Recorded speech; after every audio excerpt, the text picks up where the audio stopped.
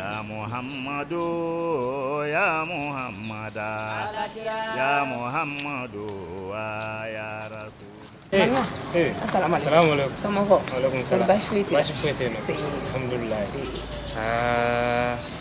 Alhamdulillah. Alhamdulillah. Abi ala kan kenya tagadi.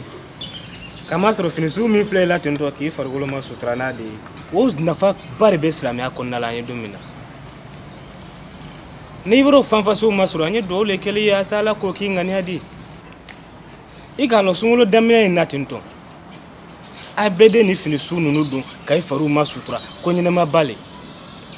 nka sunkalo di se wa a laban wagati ma o d'a sɔrɔ i ɲinala fini ninnu bɛɛ kɔ ala k'a kɛ ni sunkalo yɛrɛ bɛ yen silamɛya bɛ yen nka ni sunkalo tɛ yen nɔ silamɛya tɛ yen nɔ. Maninka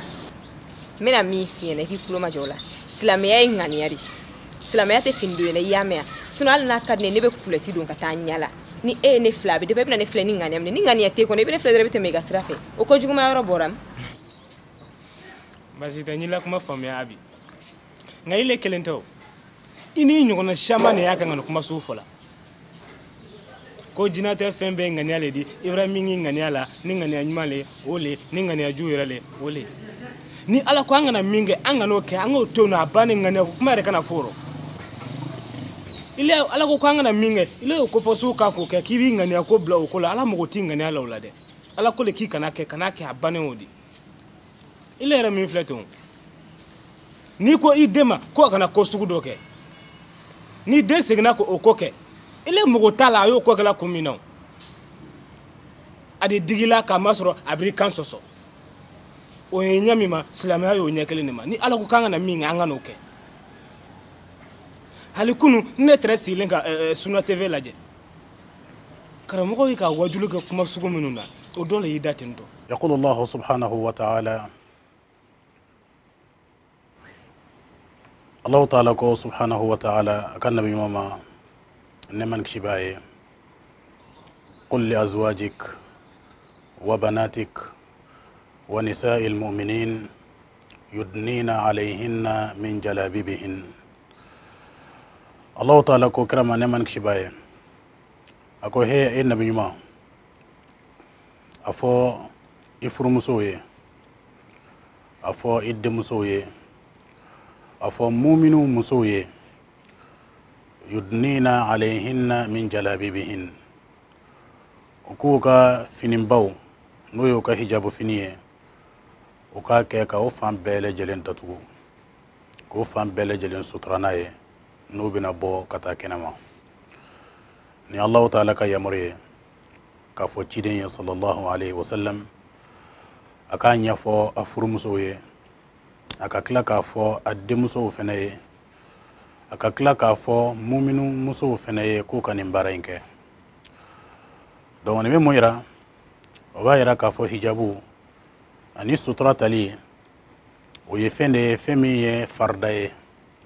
wajibi don muso ka don a yɛrɛ kan na k'a fɔ hijabu ne t'a don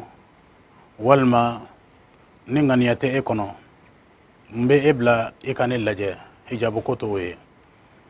hali n'a y'a sɔrɔ mɔgɔ si tɛ yen min ɲɛ b'i la silamɛya de ko n'i bɛ bɔ kɛnɛma muso k'i ka bɔ i suturalen ŋaniya ko tɛ hakilina ko tɛ hali ni ŋaniya tɛ e kɔnɔ ka ɲɛsin cɛw ma hali ni cɛw ŋaniya t'u kɔnɔ ka ɲɛsin e ma mais nin ye ala ka sariya de ye a bɛ komi seli bɛ cogoya mun na a bɛ komi sun bɛ cogoya mun na ala ko aw ka seli i bɛ seli ala ko aw ka sun i bɛ sun ala ko fɛnɛ hijabu don i kana muso hijabu don a banna farida de don kuranɛ aya la i n'a fɔ Allahu Ta'ala y'a fɔ cogoya mun na subhanahu wa ta'ala kɛrɛnkɛrɛnnenya la an filɛ sunkaloba min kɔnɔ sunkalo kɔnɔna la silamɛmuso n'i bɛ bɔ kɛnɛma i jija i k'i sutura n'o tɛ i farikolo langolo min bɛ bɔ nin ye ala ka mɛlɛkɛw bɛ yen muso langolo o t'o fɛ muminunw bɛ sun na n'u ye fari ye a bɛ kɛ sababu ye ka defo min kɛ u ka sun na k'u ka sun nagasi o jurumu n'o fari ye a n'o kɔlɔlɔ n'o fari ye alikiyama don na i tɛ sɔn ka bɔ hali kɛnɛma jango k'a fɔ ko ayiwa i b'i fari lankolon bɔ an bɛ ɲini Alahu Taala fɛ Ala ka hakiliman kalifa ne n'a bɛɛ lajɛlen na Ala ka limaniya di an bɛɛ lajɛlen ma Ala k'a faamu cogo ɲuman nɔgɔya ne n'aw bɛɛ lajɛlen i ye nin ye kɔni awɔ n y'a ye i k'a faamuya n y'a faamuya yɛrɛ de alihamudulilayi n'i bɛra faamuya o diyalen n ye an ye duwawu le kɛla ŋaniya min yira Ala ka ŋaniya lataa ɲɛ amina yɛrɛ Ala ka duwawu minɛ o la amina yɛrɛ i k'a lɔn silamɛya la k'i fari ma sutura o de ka ɲi silamɛya la k'i farikolo bɔ k'a bila kɛnɛ ma a ka jugu silamɛya la kojugu a ma ɲi nɔ an k'an fariw sutura an b'an farikolo ma sutura sunkalo la k'an farikolo ma sutura sunkalo tɛmɛnen kɔ o le duma Ala ye